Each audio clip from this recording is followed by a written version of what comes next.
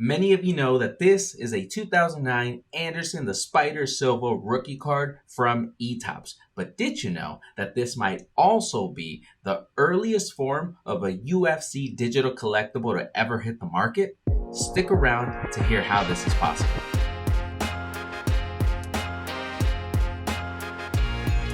What is up, y'all? Coming back to you with a little bit of Doers Take. Many of you by now know that Anderson Silva is my PC. Well, as I've been browsing listings to try to identify what other cards I want to add to the PC, I came across this Topps card, this 2009 Anderson the Spider Silva rookie card from eTopps. As I started to do my research, I actually found a very good video uploaded 2 months ago. The YouTube channel name is here. I'm going to try to memorize it. The 047 Sports and TCG Cards YouTube channel. I'll summarize the key takeaways here. eTopps was what Panini Instant and what Topps now is today. However, eTopps was always meant to be a digital collectible that was going to be stored away in your eTopps account at the time. And if you wanted the physical, you could pay to get that shipped to you for a fee. Otherwise, your card would be vaulted away with eTopps via a partnership that they actually had with eBay. For this specific run, there were 8 different cards and all were refractors and they were all numbered as well in order to have a unique identifier to track within the eTopps vault. Now, the 8 cards that were out there, Silva, GSP, Brock, Lyoto, Couture, BJ Penn, Dan Henderson, and Nogueira. eTopps ran from December 2000 to December 2011, and finally in January of 2012, Topps decided to discontinue making eTopps cards itself, but the website still exists, as you can see here. Now that we've grounded ourselves in a little bit of the eTopps history, I need to ask, is anybody as shocked as I am that this is a thing? I mean, the mere fact that executives back in 2009 would give a green light to deliver this digital-driven product in a time where that was like very early internet days blows my mind. Not to mention that this supply, what the serial suggests is the supply is actually in much shorter supply. Not all 999 people redeemed this Anderson Silva card. So technically, we don't even know how much of it is actually out in the wild in physical and how much is not redeemed and is just sitting somewhere in a vault that will never see the day of light unless this video goes viral, which it's going to because you guys are going to like, subscribe, and share it. But being serious here, I don't think that it's, what do you think, 50%? Is that conservative or is that too aggressive? I would say that probably 30 to 40% of the physical cards are probably out there. Unless you believe that everybody that got one of these absolutely redeemed it for the physical back in 2009 and paid for whatever the shipping was, which from my understanding was actually a bit expensive and a bit of a hassle to do back in the day if you read through some of the forums I did. So that's something else to consider, but let me know what you think on that question as well in the comment section. But the last thing that blows my mind is that there's a bit of a provenance here to tokenization in the world of collectibles. I'm big into blockchain, and this is basically a very early form of that. They were selling you a digital card that was going to have a unique identifier, the serial, and that was going to be the way that they knew that there wasn't a duplicate of it, and that when they sent you the physical, they could actually identify which one was yours, right? So that to me is also another piece of it. So I did a thing, and I'm going to tell you about this thing, but before I tell you about this thing, I want to tell you about a company. Courtyard is a company that was created in 2022 that is partnered with Brinks, who, if you don't know, has been around since 1959 and is a reputable and global leader in protecting literally trillions of dollars worth of assets. Courtyard offers the ability to vault, tokenize, and trade/sell graded cards on the Polygon blockchain. So basically, to keep it simple, they store physical collectibles, then they create like a 3D representation of that asset for you to view. And if you wish to sell it, trade it, or redeem it so that you get the physical again, you can do that. The big thing here that I want to call out, and I'm sure you guys can do your research and dig into all the other benefits of doing it. I'll leave the link below. The big benefits I want to call out is instant liquidity and 1% revenue share. So on the instant liquidity, it's very simple. I think many would agree that there's some truth to this. If you're trying to sell a high-end card, there's a few things you run into. If the buyer's international, there's a bit of a shipping complexity to it that you got to work through.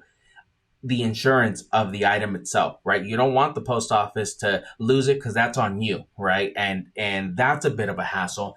If you sell it on eBay, the fees are really high. Yes, there's a little bit more, it's a little bit less frictionless, but there's also just the high fees to it. And there's still that risk of you not getting paid because the buyer claims that they didn't receive it. With this, once you sell that NFT because it's tokenized, you get your money and you're out of the picture. Now it's Courtyard's responsibility with the buyer to basically fulfill on the rest of the transaction from that point forward. Courtyard takes the responsibility to ship the item out, and they're the ones insuring it. It's no longer on you. You got paid.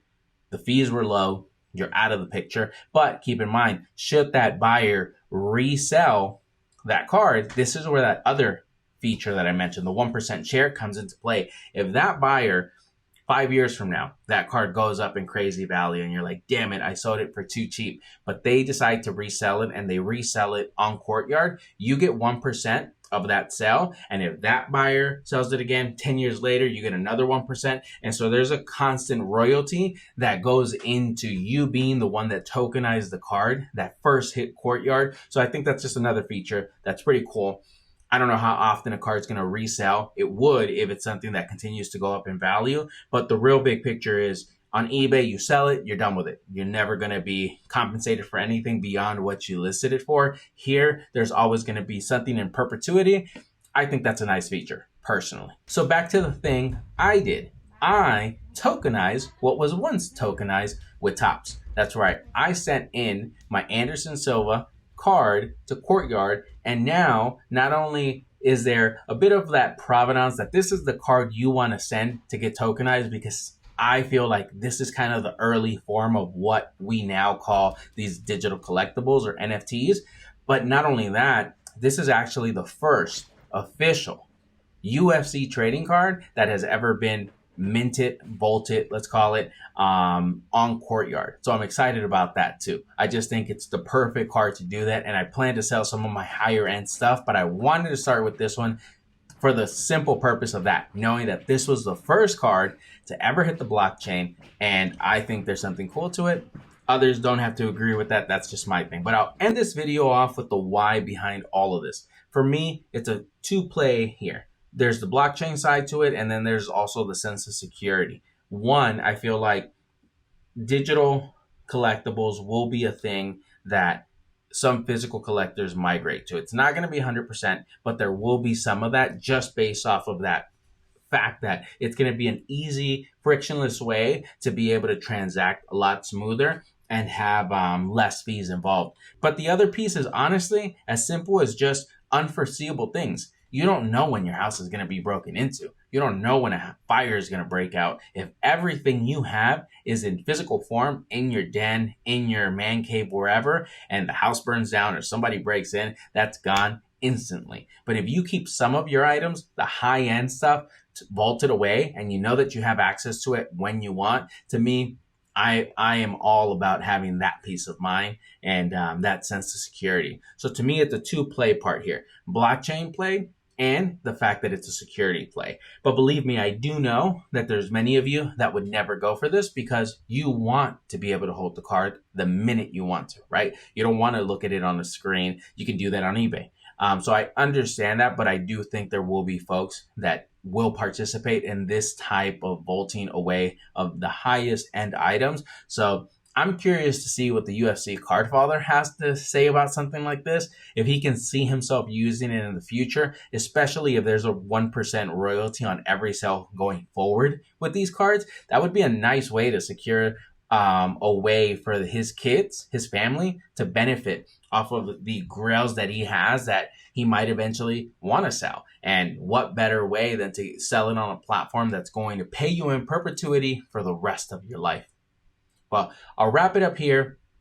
If you enjoyed this type of content, please make sure to subscribe. I'd love to hear what you think of these eTopps cards. I'd love to know if you knew any of the history behind this, because I think that was pretty cool. So again, shout out to the channel that made that video 2 months ago. Make sure to subscribe to them as well. And the last thing I'll ask is, what are your thoughts on Courtyard? I tried to summarize it here, let you know what they do, what they offer, who they are.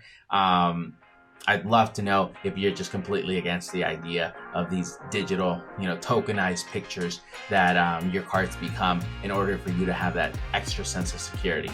All right, guys, until next time, this is Doer. I will see you guys next time. Peace.